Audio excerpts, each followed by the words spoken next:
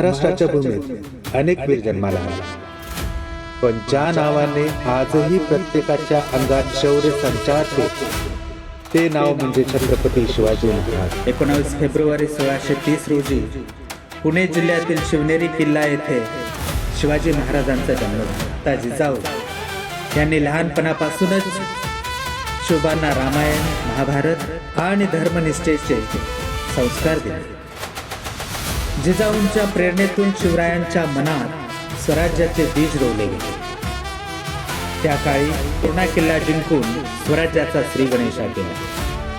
नंतर एका मागोमाग एक असे किल्ले जिंकत त्यांनी आपली ताकद वाढवली।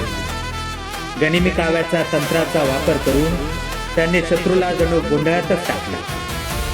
शिवरायांची सर्वात मोठी ताकद म्हणजे त्यांची दूरदृष्टी आणि रणनीती। त्यांनी स्वराज्यासाठी सशक्त आरमार उभे केले, किल्ल्यांची साखळी निर्माण केली आणि सक्षम प्रशासन व्यवस्था उभारली। विजापूरचा सरदार अफजल खान जेव्हा शिवाजी महाराजांना ठार मारण्यासाठी निघाला तेव्हा प्रतापगडाच्या पायथ्याची दोघांची भेट झाली, पण महाराजांनी धैर्य आणि चातुर्य दाखवत अफजल खानाचा वध केला।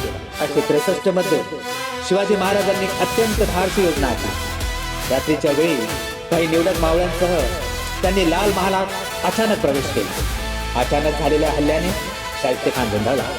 या धाडसी कारवाईत त्याची बोटी तुटली आणि तो जीव वाचवून टाळला। मुघल बादशाह औरंगजेब यांनी जेव्हा शिवाजी महाराजांना आग्रा येथे नजरकैदेत ठेवले होते, फळाच्या टोपल्यातून सुटण्याची ही घटना आजही इतिहासात थक्क करणारी आहे।